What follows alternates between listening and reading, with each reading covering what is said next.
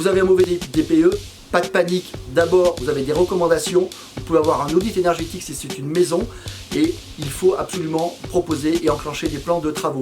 Si vous êtes vendeur, eh bien, soit vous faites les travaux avant la mise en vente pour améliorer la valeur du patrimoine. Si vous n'avez pas le temps de faire les travaux, votre bien aura une valeur un peu dépréciée, mais c'est la loi du marché. Si vous êtes acquéreur, sachez qu'un bien qui est classé FSG peut vous ouvrir la porte à davantage d'aides. Donc à l'achat, c'est quelque chose qu'il faut intégrer. Ce n'est pas forcément dramatique. Souvent, on a plus d'aides pour améliorer la performance. Je vous l'ai dit, c'est à la fois simple et très compliqué. Alors c'est simple parce que vraiment une maison ou un logement, c'est une boîte.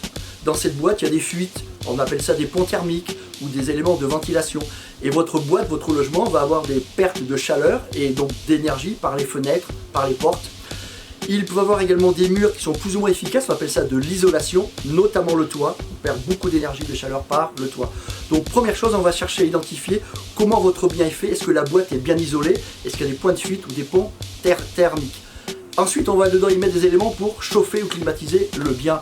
Donc j'ai ma boîte, dedans je vais mettre quoi? Un système de chauffage. Ça s'appelle une chaudière, des radiateurs électriques, etc. Et selon l'énergie qu'on va utiliser, l'électricité, le gaz, le fioul, le bois, on va avoir plus ou moins de rejets de gaz à effet de serre. C'est ce qui va alimenter l'étiquette sur le climat. Donc le DPE en fait c'est compliqué parce que une maison n'est jamais un bien standard. Votre maison, chaque logement est unique, il a une histoire.